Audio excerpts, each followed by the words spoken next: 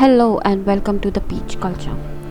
Today we will discuss one of the biggest fashion events of the year, the Met Gala, also known as the Costume Institute Benefit. At first glance, the Met may seem like just another celebrity event, but in reality, it's beyond that. Every year, there's a theme to be followed, which is ranged from 18th century France, camp, and also superheroes and celebrities have been acing it. In today's video, we will discuss how the Met Gala came to be, its history, the evolution, and the purpose of it. In the year 1920, the jazz scene, the jazz music, became widely popular, and the era of 1920s also witnessed unprecedented economic growth and prosperity in the United States.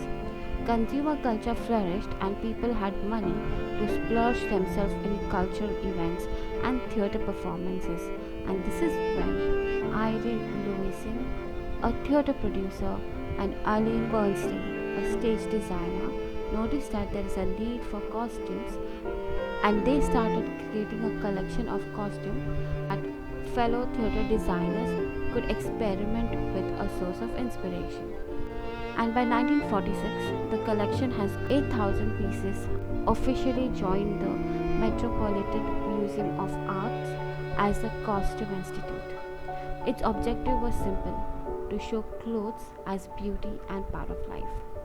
But it wasn't until 1948 that the Met Gala was established. It was established by legendary fashion publicist Eleanor Lambert as a fundraiser for the newly founded Costume Institute to mark the opening of its annual exhibit. The first gala comprised a dinner and the ticket were $50 each.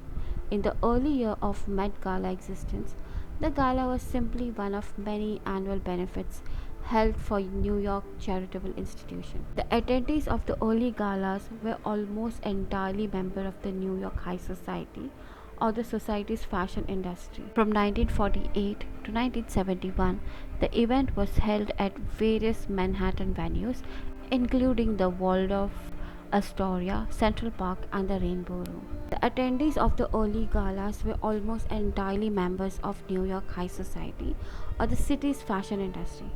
However, Eleanor made sure that rich and famous and the cream of the fashion industry attended the event and it was not to be missed. And how could they? She had branded it so well that the invitation was labeled as the party of the year. But it wasn't until 1972 when Diana Rigg, who was in early 1970s, after getting fired from Vogue, she turned her energy and talent to the Costume Institute, working as a powerful consultant, started to become high profile, celebrity oriented with attendees like Elizabeth Taylor, Andy Warhol, Bianca Jagger, Diana Ross, Elton John, intermixing with the city's elite. She did this by harnessing major well-known names to co-chair, including former First Lady Jacqueline Onassis. And it was during the Reagan years that the gala was first held at the Met and the gala themes were introduced. However, after her death in 1989, a socialite called Pat Buckley took over the gala. During her tenure, excessively priced party tickets were available for desserts and dancing in the museum's Great Hall for spectators to look at the celebrities while they. This changed in 1995 when Anna Wintour, who had become editor-in-chief, took charge of the Met Gala. Under Anna, the guests reflected the pages of her new Vogue and the events became more intimate and highly sought after invitations. So you need an invitation to attend this event. However, if you have to buy a ticket, then it will cost you $30,000, $250,000 to buy the entire table. But what happens to the proceedings? Where does it go? So the proceedings from this event, the money raised from the Met Gala, goes directly to the Costume Institute budget, which is used to support its exhibitions, expositions, and publications. In fact, the Costume Institute entire operating budget comes from the proceeds of the Met Gala. The money raised from the Met Gala is also used to acquire new pieces for the museum's collection.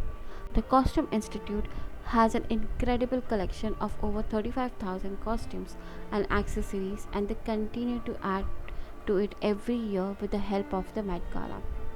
What do you think of Met Gala? Will you pay 30,000 to buy a seat at Met Gala? Let me know into the comments. And if you like this video, don't forget to like and subscribe. Thank you. Bye.